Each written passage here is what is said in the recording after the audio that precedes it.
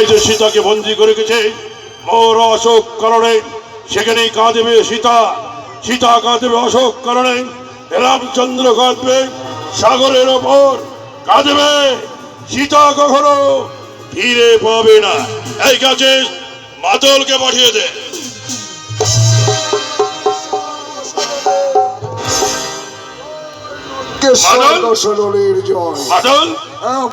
সকলে বলছে এই লঙ্কেশ্বর নাকি সীতাকে হরণ করে ভুল করেছ। না বাবা জীবন, সীতাকে হরণ করে মন্ত্রণালয়ের মন্ত্রী মাতল, তোমার মন্ত্রণায় তো আমি সীতাকে হরণ করে এনেছি। তুমি তো আমায় মন্ত্রণা দিয়েছ মাতল। বলো বাবা জীবন। কাদক হ্যাঁ কাদক রামচন্দ্র ওই সাগরের ওপর। বলছিলাম আমি যখন ওই নারায়ণের মন্দিরে পথ দিয়ে যাচ্ছিলাম তখন কি শুনলাম জানো? ওই তোমার কনিষ্ঠ ভ্রাতা বিভীষণের কানে কানে কি জন্য বললো, আমি বুঝতে পারলাম হয়তো সীতা মুক্তির দাবি নিয়ে আসবে। হ্যাঁ বাবা, আমি তোমার কাছে করজোড়ে অনুরোধ করে বলছি তুমি যেন সীতার মুক্তি দিও না বাবা। না না মাদল না, কোন মূল্যে লঙ্কের বিরুদ্ধে বিদ্রোহ করতে পারে না। ঠিক বলেছ, কিন্তু বলাও যায় না বাবা জীবন কখন যে কি ঘটে।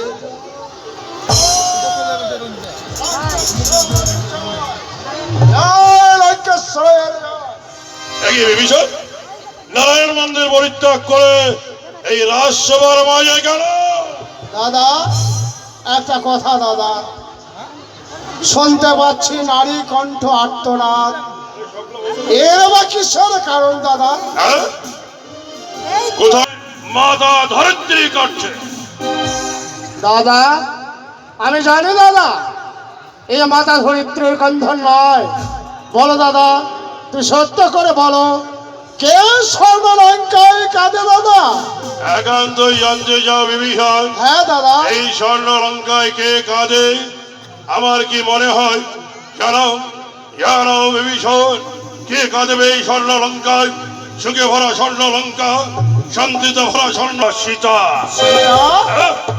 সীতা কে দাদা? সীতা হলো মানবিনী। এখানে কেন দাদা? এখানে কেন তুমি জানতে চাও? হ্যাঁ দাদা। একদিন আমার ভগ্নী সুলোচনা আমাদের ভগ্নী গিয়ে ওই রামের ভাই লক্ষণ তাকে বিবাহ করতে চেয়েছিল। সে রাজি হয়নি বলে ভগ্নীর নাক কান কর্তন করলো। ভগ্নী কর্তন করতে করতে আমার কণ্ঠে তুলে দিল। ভাবলাম, মনে মনে ভাবলাম, সামান্য মানব জাতি এত বড় সহজ লক্ষ্য। দাদা তুমি ভুল করেছ, কারণ অন্যায় করেছে সেই নারী আমার ভগ্নী সুলোচনা, কিন্তু অন্যায় করেছিল আমার ভগ্নীর ওই রামের ভাই লক্ষণ। আর তার বিনিময়ে তুমি রামভজ্জা সীতাকে করেছো হরণ। অপরের শাস্তি আর একজন পেতে পারে না দাদা। বলতে চাই যে সীতাকে এনেছে দাদা, সীতাকে মুক্ত করে দাও দাদা।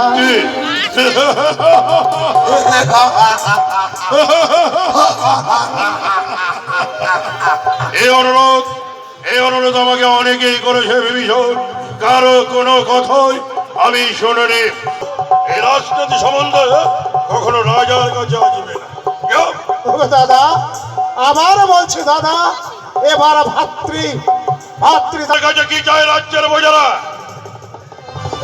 রাজ্যের প্রজারা চাইছে সীতার মুক্তি। রাজ্যের প্রজারা যা চাইবে তাই রাজাকে দিতে হবে, এ কখনোই হতে পারে না। ওই রাজ্যের প্রজাদের আশা আমি পূর্ণ করতে পারবো না। আমি সীতাকে ফিরে দেবো না।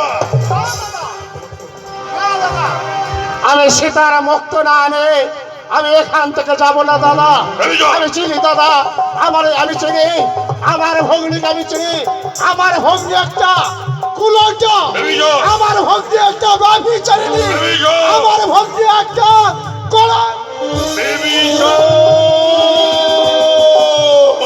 ওরে জাতিত্রয়, ওরে রাজত্রয়, ওরে রাজত্রয় জাতিত্রয়, অগ্নির নামে দাও কলঙ্ক, করিব না ক্ষমা।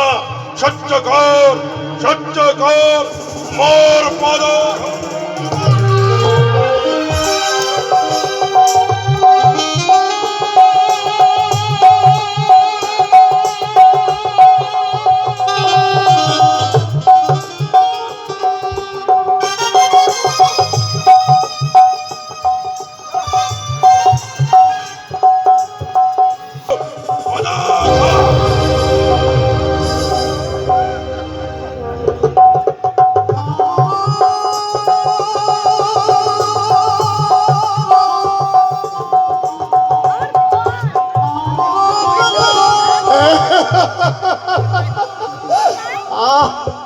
দাদা, সীতার মুক্তি দেবে না দাদা?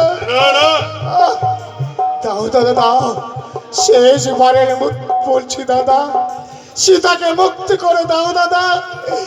সীতাকে নিয়ে যাব, তার রামের কাছে দেব। রাম নিয়ে চলে যাবে স্বদেশের বুকে। মুক্তি দাও দাদা, কি বলে? সীতাকে মুক্ত করে দাও। সীতাকে মুক্তি দেব, সীতাকে নিয়ে যাবে, রামের কাছে ফিরিয়ে দেবে। রাম উচ্চ কণ্ঠে চিৎকার করে বলবে, লঙ্কেশ্বর ভীরু কাপুরুষ নিজের ভয়ে